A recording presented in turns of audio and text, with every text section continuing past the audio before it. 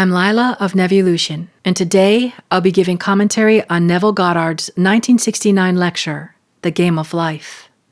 Neville says, "The game of life, like every game, is played within the framework of certain rules, and any violation of those rules carries a penalty. You and I are playing this game from morning to night, and should therefore learn its rules in order to play it well." A few viewers sometimes get upset when Florence Scovel Shinn or Neville Goddard refer to life as the game of life, but I suggest you let go of your quibbles and instead take in the wisdom that they offer to you. And back to Neville. Winston Churchill departed this world a very successful man. However, during his life he had many failures. Then one day he made this discovery which changed his life. These are his words: "The mood decides the fortunes of people rather than the fortunes decide the mood." And so, taking this quote and how Neville sees it, the game of life is won by those who compare their thoughts and feelings within to what appears on the outside. And the game is lost by those who do not recognize this law. Being consumed by anger, they see no change in their world. But if they would change their mood, their circumstances would change. Then they would recognize the law behind their world. So what Neville's saying is that most people feel things happen and then we react. We have a certain emotion.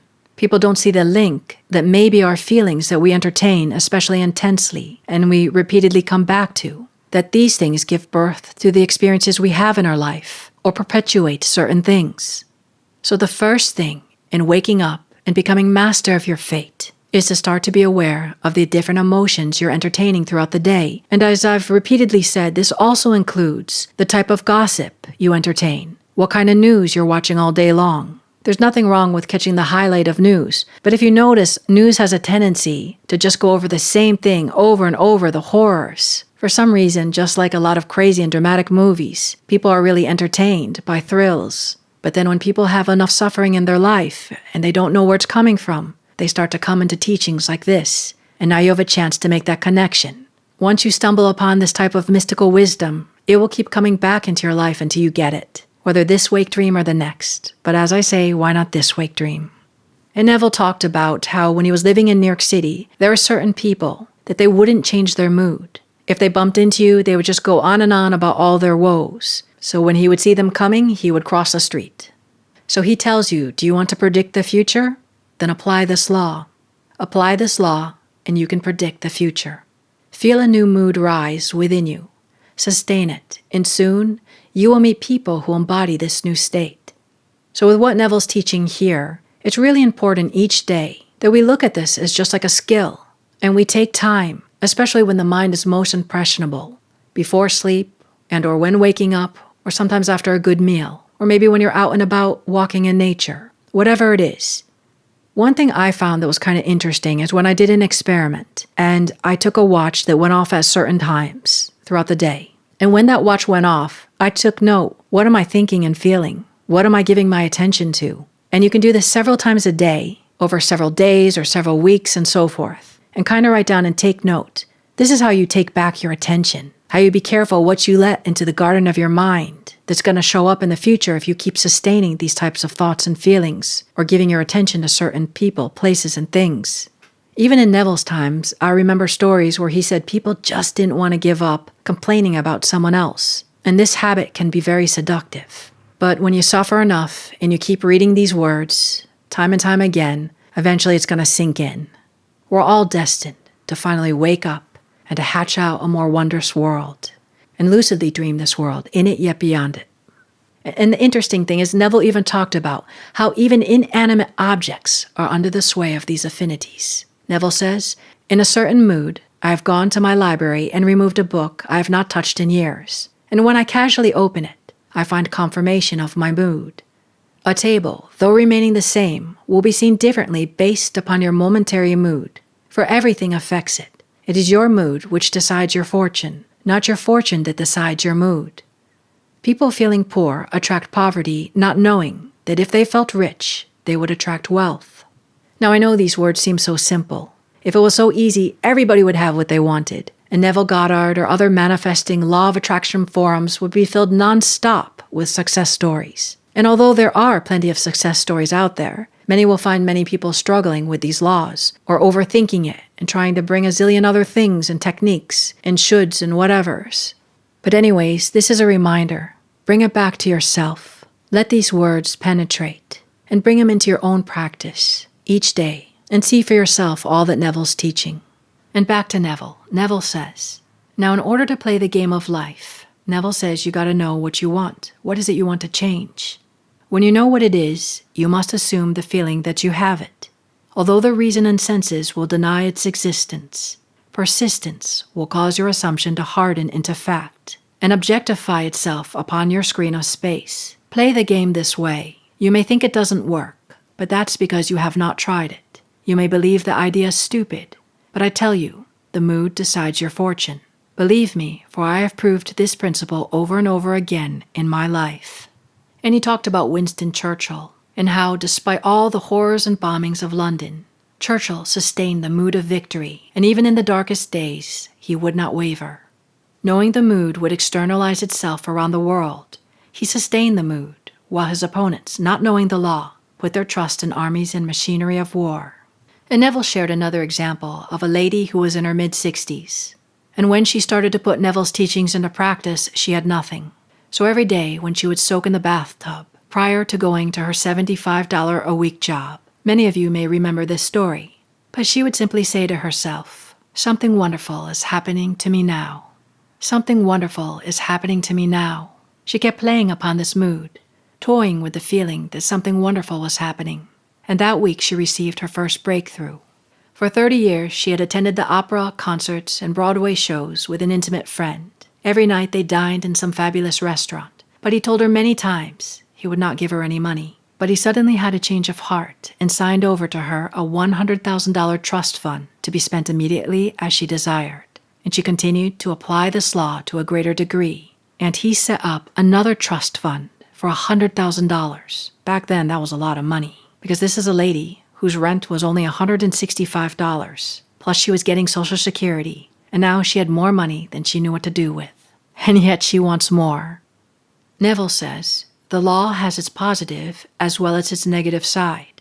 I'm not here to judge you how you use the law, but leave you to practice it as you will. If you are in the habit of thinking negatively, you are not going to sustain the thought that you are all you want to be. You may hold it for a few seconds, and if it does not prove itself instantly, you may deny it. But in order to play the game of life, you must know the rules and apply them. And remember, as in every game, there are rules whose violation causes failure. You cannot deceive yourself, for God is not mocked. As you sow, so shall you reap.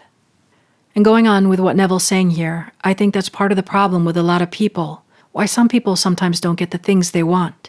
They might do the work and spend a few minutes or half an hour each day catching the feeling of their wish fulfilled. But generally also note that when you catch the feeling and it impregnates, you won't feel the desire to keep imagining because something clicked and it will outpicture at any time.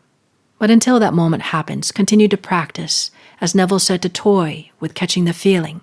But he's also making it clear, you have to be mindful where your feelings and emotions are the rest of the day. And if you're in that mood to be negative, that's where you might find the real challenge, to break that. So I suggest using your phone to leave some random alarms throughout the day, to try to see where your mind's at, and jot it down in a little journal to see if you're keeping the good faith. And if not, when you catch yourself at these times, what is a more lovely feeling to catch, and how would it feel for its reality? Now I know a lot of people just want the instant results, and if you find after a certain time you're not getting them and you're getting frustrated, at some point I really recommend some type of exercise, just like I mentioned, to help you become more aware of where you place your awareness throughout the day, as well as to help you put more into practice what Neville's teaching. And then I feel you'll find more greater success in all your manifesting endeavors. And remember, Neville was very disciplined by his family, and not only that, but as a dancer he also became very disciplined. Many of us today live in a world that's much more convenient, where we don't even have to think so much. So you have to reparent yourself and build that discipline muscle. Now this is how intense Neville is when he practices an imaginal session. He received a letter from a friend. The friend had asked for his help, so Neville spent half an hour imagining, and he heard the words his friend would say if his desire was realized. And just before he woke that morning, the friend's wife appeared in his dream and thanked Neville for his help. Neville also breaks it down. When I speak of imagination, I am referring to God in you, of which there are two sides, imagining and contacting. Contacts are what imagining is all about. When you imagine, you contact a feeling, and the feeling you imagine you create. You are the same God who created the world and all within it. But while you are clothed in a garment of flesh and blood, your power is keyed low. And Neville shared an example when he remembered visiting his family in Barbados. He was told he cannot leave the island. No boat will leave for 7 months. But he wanted to go on that last boat, but Neville wanted to leave on the next boat that was going out. So, to go to the end, while sitting in a chair at his parents' home, in his imagination, he entered the boat, viewed the island as he was departing. He didn't worry about the rest of the details. And a week later, when the boat left in the island, he was on that boat. And Neville had other examples when he wanted to be honorably discharged from the army. As many of you know this story, the captain didn't want to allow it. But Neville went on imagining he was sleeping in New York City in his apartment where his wife and daughter were.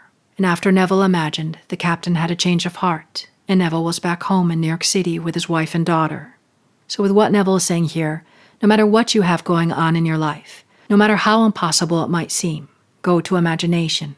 Go to the end. Play there. It may only take 2 seconds, and I've even heard accounts where Neville even spent a full half hour, whatever it takes, to catch the feeling, to feel relieved. Neville says, anyone can do it. This game is easy to play and can be lots of fun in the doing. Think of an object you would like to hold. Think of a place you would desire to be. Then find an object in that room and feel it until it takes on sensory vividness. And Neville sometimes gives the exercise, where you can feel in imagination. Right now you can do it. What's the difference if you imagine holding a tennis ball in your hand? And you can do this exercise right now with your imaginary hand. How does it feel to hold an imaginary tennis ball in your imaginary hand? How does it feel different from holding a baseball? And how does that feel different from holding a football? And how does that differ from feeling a golf ball? So there's something to this because we can discriminate between them. And since you can do this, you can bring it to manifest whatever you want. If whatever you want was manifested, is there something you can feel that would be present if you had what you wanted? It could be a contract. It could be the hand of a beloved person. You could be holding your phone while seeing your bank account filled with whatever money you want it to be filled with. And if it helps you, this could be a good exercise to do before you start your imaginal sessions, to warm up that imaginal muscle. Because the moment you feel this reality and imagination, these things will become real in your world, especially persistent. So try what Neville's teaching for fun. What do you want to gift yourself with? Feel its reality with your senses. Mystics like Neville teach that imaginary touch is so powerful in successfully manifesting. In closing, Neville says, yes, life is a game. Paul calls it a race, saying, I have finished the race. I have fought the good fight, and I've kept the faith. I call it a game. Both are competitive, but the opposition is with self and not with another, for there is no other. Do not try to get even with another. Grant him the right to use the same law to achieve his goal, even though it may be similar to yours. The knowledge you share will never rob you. Simply determine your goal, feel you have achieved it, and cast your bread upon the water. Then drop it and let the game of life be fulfilled in your world.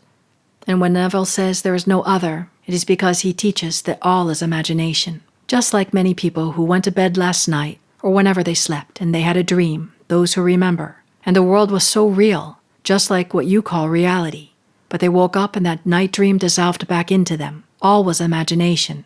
And one day what we call reality, mystics say we will also wake up from. And we will see that we are beyond body and mind, space and time. We are consciousness. We are all connected. Now cast your bread upon the water by feeling the relief of being who you want to be, having what you want to have, or being where you want to be, and let your genie build a bridge of incidents over which you will cross to all you imagined come real. And now let us go into the silence. When we go into the silence, imagine for better than the best. Make it real with the power of your senses, especially touch. Take a moment now and gift yourself something in imagination. How does it feel to have it? And now make it real with the power of imaginary touch.